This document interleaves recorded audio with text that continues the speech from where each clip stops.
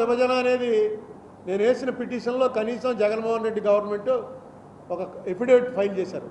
ఆ ఎఫిడేవిట్ చాలా బాగా డ్రాఫ్ట్ చేశారు, చాలా బాగా ఫైల్ చేశారు. ఫిబ్రవరి 2023లో ఫైల్ చేశారు. ఫిబ్రవరి 23లో ఫైల్ చేసింది. ఇవాళ వరకు గవర్నమెంట్ వచ్చిందంటే మనం ఏమనుకుంటాం, అక్కడ నేనేమో పార్టీ ఇన్ పర్సన్, నాది ఊరికే వెళ్తాం నిలబడతాం, నేను ఎవరో వాళ్ళకి తెలియదు. కనీసం ఇక్కడ హైకోర్టు ఇక్కడ కోర్టులో అయితే ఎవరో బంట్రోతో ఎవడో చెప్తాడు అరుణ్ కుమార్ని ఇంతకుముందు ఎంపీ చేశాడండి. ఢిల్లీలో ఎవరు పట్టించుకుంటారు? నేను పార్టీ ఇన్ పర్సన్ ఉన్నాను.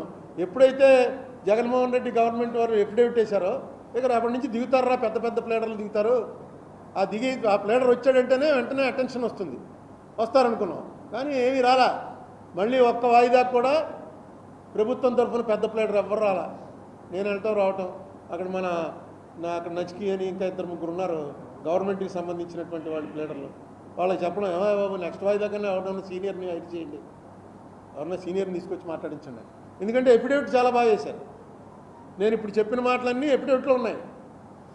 అన్నీ ఎఫిడేవిట్లో క్లియర్గా వేసి ఆంధ్రప్రదేశ్ ఇంకో మాట చాలా క్లియర్గా నేను అడిగిందే వాళ్ళు ఏమడిగారంటే ఆర్టికల్ 3 ప్రకారం విడదీశామని అంటున్నారు. విడదీయడానికి కేంద్ర ప్రభుత్వానికి హక్కు ఉంది అంటున్నారు.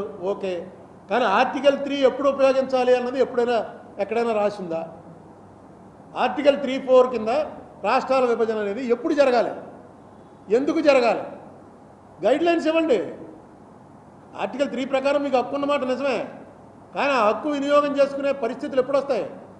కేవలం తెలంగాణ ప్రాంతం వాళ్ళ అభీష్టం మేరకు ఈ రాష్ట్రం విభజిస్తున్నాం అంటున్నారు. అది ఎప్పుడైనా జరిగిందా? అలా జరగచ్చా? చాలా రాష్ట్రాలు విభజించమని అడుగుతున్నాయి. ఇది కూడా పాయింట్ అడిగారు వాళ్ళు. రాష్ట్ర ప్రభుత్వం వాళ్ళు ఈ పాయింట్ కూడా క్లియర్గా అడిగారు.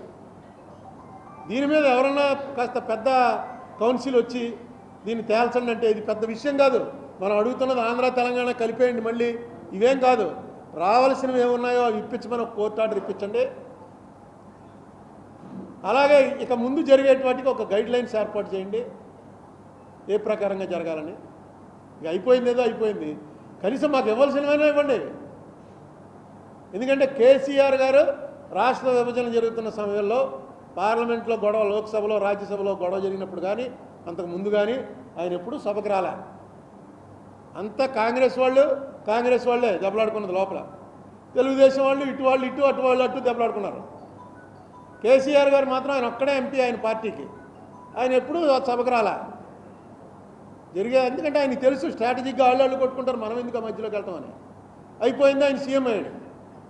సీఎం అయినా 9 ఏళ్ళలో 10 ఏళ్ళలో ఏనాడు ఈ డబ్బులు ఇవ్వాల్సిన దానికి కేంద్ర ప్రభుత్వం వాళ్ళు ఒకసారి ఏం సమాధానం చెప్పారంటే మీరు సెటిల్ చేసుకోవాలి, కానీ మేమేం చేస్తామంటే కేంద్ర ప్రభుత్వం అనేది ఓన్లీ మధ్యవర్తి పాత్ర మాది, అంతకుమించి మేమేం చేయగలం అన్నాడు మినిస్టర్. రాజ్యసభలో రిప్లై ఇస్తున్నాం. యాక్ట్ చేసిన వాళ్ళు ఇంప్లిమెంట్ చేయాలి కదా. ఏపీ రీఆర్గనైజేషన్ యాక్ట్ అంటే కేంద్ర యాక్ట్, అది ఆ యాక్ట్ ఎవరైతే చేశారో వాళ్ళు ఇంప్లిమెంట్ చేయాలి. వాళ్ళు మేమేం చేస్తామండి, ఎందుకంటే ఆంధ్రాలో బీజేపీకి ఎప్పటికీ కూడా ఆన్ ఇట్స్ ఓన్ అవకాశాలు తక్కువ. సొంతంగా బీజేపీ ఇక్కడ అధికారం వచ్చేటువంటి పరిస్థితి ఎప్పుడూ ఉండదు. తెలంగాణలో ఛాన్స్ ఉంది, అందుకని తెలంగాణ వాళ్ళ వైపు ఉంటే మనకు రాజకీయంగా బెనిఫిట్ వస్తుంది. అలాగే కాంగ్రెస్ ఆ రోజున చేస్తున్నప్పుడు కూడా తెలంగాణలో కాంగ్రెస్ రావడానికి అవకాశం ఉంది, కానీ ఆంధ్రాలో అవకాశం లేదు. ఇచ్చేద్దాం తెలంగాణ కనీసం. ఇలా రాజకీయ కారణాల వల్ల జరుగుతుంటే, అలాగే ఇప్పుడు రామచంద్రరావు గారు వచ్చారు ఇక్కడికి. ఆయన 2017లో పోలవరానికి అయిన మొత్తం ఖర్చు కేంద్రం భరించాలి క్లియర్గా క్యాబినెట్ తీర్మానం చేసింది. సెంట్రల్ యాక్ట్లో పెట్టారు. కేంద్రం ఏంటి నేను ఇవ్వను, 2014 రేట్లు ఇస్తానంటుంది, తేల్చండి అని చెప్పి ఈయన ఒక కేసు వేశారు. ఎక్కడ? అమరావతి హైకోర్టులో వేస్తే దాంట్లో ఇప్పటివరకు ఆంధ్రప్రదేశ్ గవర్నమెంట్, చంద్రబాబు నాయుడు గారి గవర్నమెంట్ అయిపోయింది, జగన్మోహన్ రెడ్డి గారి గవర్నమెంట్ 5 ఏళ్ళు అయిపోయింది. ఇప్పటివరకు ఎవరో దాంట్లో కౌంటర్ ఫైల్ చేయాలి. నేను వెళ్ళి అందులో ఇంప్లీడ్ పిటిషన్ వేశాను, ఎందుకంటే కనీసం మీకు చెప్పడానికి అవకాశం ఉంటుందని. ఇంప్లీడ్ పిటిషన్ వేసి 4 ఏళ్ళు అయింది. కనీసం కౌంటర్ కూడా నిజమే ఇది అని వేయండి, ఒక పేజీ కౌంటర్ వేయండి. లేదు నిజం కాదు అబద్ధం అని వేయండి. అలా కౌంటరే దాఖలు చేయకపోతే స్టేట్ ఇంట్రెస్ట్ కొద్దీ స్టేట్కి అనుకూలంగా రావాలని కేంద్రం వాళ్ళు వేసారు.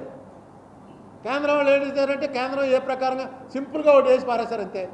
రాష్ట్ర ప్రభుత్వం ఇప్పటి వరకు అసలు మనకి పోలవరం ప్రాజెక్టు ఆంధ్రప్రదేశ్ గవర్నమెంట్కి కేంద్రం అప్పచెప్పింది ఎక్కడైనా కాగితం ఉందంటే కాగితమే లేదు. చంద్రబాబు నాయుడు గారు అసెంబ్లీలో చెప్పాడు, వాళ్ళు చేయమంటే మేము చేస్తా ఉన్నాం, అక్కర్లేదంటే తీసుకోండి మీరే చేసుకోండి అని. కేంద్రం వాళ్ళేమో పార్లమెంట్లో చెప్పారు, వాళ్ళు వచ్చి మమ్మల్ని అడిగారు, అడిగితే మేము ఇచ్చాము అని వాళ్ళు చెప్తారు. ఈ రెండు హయ్యెస్ట్ బాడీస్ పార్లమెంటు, అసెంబ్లీ. ఏది నిజం? రైట్ టు ఇన్ఫర్మేషన్ కింద అడిగాం నీతి ఆయోగ్ వాళ్ళు దానికి రిప్లై ఇవ్వరు. అందరూ ఉన్నారు. ఎలా ఇచ్చారు ఎవ్వడు చెప్పడది, ఎవరికి తెలీదు. ఇది విచిత్రం అన్నమాట. ఎక్కడా చూడం మనం. ఇంత పెద్ద ప్రాజెక్టు, నేషనల్ ప్రాజెక్టు స్టేట్ గవర్నమెంట్కి హ్యాండ్ ఓవర్ చేసినప్పుడు ఎక్కడో చోట మినిట్సో ఏదో ఒకటి ఉండాలి కదా. అడిగితే ఇచ్చేయడానికి ఇది ఏమన్నా మనం కూడా మామూలు కూడా అలా ఇచ్చుకో. ఇంత బాధ్యతారాహిత్యంగా నడుపుతున్నటువంటి దీంట్లో 70% తప్పు ఆంధ్రప్రదేశ్ ప్రభుత్వాలే. వాళ్ళకేం కావాలో వాళ్ళకి ఇక్కడేం పొలిటికల్ ఇంట్రెస్ట్ లేదు. కేసీఆర్ గారేమో ఆయన రీజనల్ పార్టీ కాబట్టి ఇప్పుడు రేవంత్ రెడ్డి ఇస్తానంటే చూసావా నేను ఆపేశాను, రేవంత్ రెడ్డి పంచిపెట్టేశాడు అంటాడు రేపటి నుంచి. అది రేవంత్ రెడ్డి భయపడుతూ ఉంటాడు.